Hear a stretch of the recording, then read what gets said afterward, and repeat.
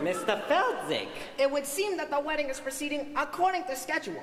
Now it's time you received your just desserts. What do you think, partner?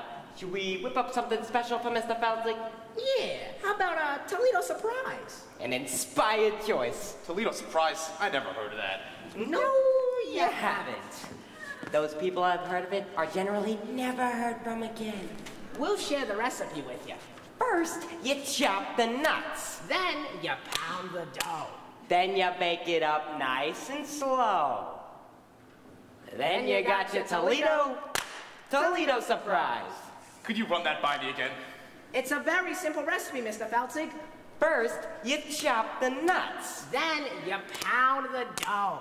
Then you bake it up nice and slow.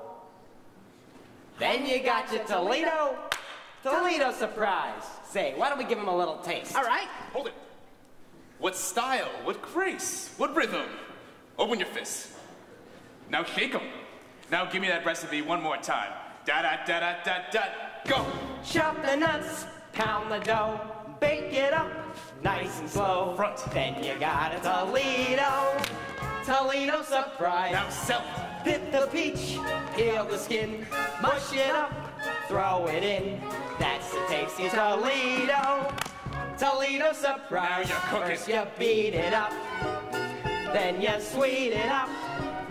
When you heat it up, if it tries to rise, don't let it, it's a snap. Try it, folks, whip your whites, split your yolks. Then you got a Splendido Toledo surprise.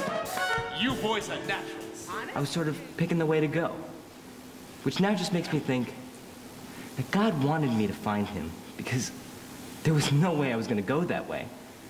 So I was in some deep-ass sand, and I wanted to turn around, but for some reason, I kept going. And I went along, and there was this rock on the ground. I drilled it. I went over the handlebars and ended up on the ground. So I was just sort of dusting myself off, and I look around, and I noticed something, which ended up to be Matt. He was lying there by a fence. I just thought it was a scarecrow. I thought, Halloween's coming up. Thought it was a Halloween gag. There was nothing I could do. I mean, if there was anything I could have done to help him, I would have done it. But there was nothing. And I was yelling at the top of my lungs, trying to get something at him. Like, hey, wake up! Hello! But he didn't move. He didn't flinch. He didn't anything.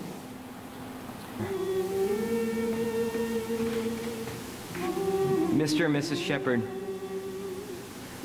there's not a moment that goes by where I don't see what happened that night. I know what I did was wrong, and I regret greatly what I did. You have my greatest sympathies for what happened. I just wish you'll find it in your hearts to forgive me. Your Honor, I know what I did was wrong. I'm very sorry for what I did, and I'm ready to pay my debt for what I did. The story I'm going to tell you, you're not going to believe, but every word of it is true. I know because it happened. But enough about me. We don't really have time. And by we, I mean me. Nick Piston, hotel detective. It was a Friday night in the big city, and on a Friday night, you'll find me making my rounds at the Lakeview Hotel, a two-bit armpit on the upside of downtown. Anytime before midnight, that is. See, after midnight, you'll catch me drowning my proverbial sorrows at the five-star dive bar in the lobby of that hotel. But at 10 minutes to midnight, I'm always here in my office, watching the clock. Not that I'm a proverbial stickler for whatever punctual people stickle for. Not that I couldn't use the overtime, but my employer had made it clear that anyone who did use the overtime would be spending all their time Xeroxing resumes at the discount copy shop on the corner. So, you see, the hotel had been wallowing red ink for quite some time now, and it was likely to continue hemorrhaging proverbial money until it stopped hemorrhaging potential hotel guests. I only wish that was a metaphor. The Lakeview Hotel had the highest mortality rate of any luxury accommodations west of Baghdad. Or east of Baghdad.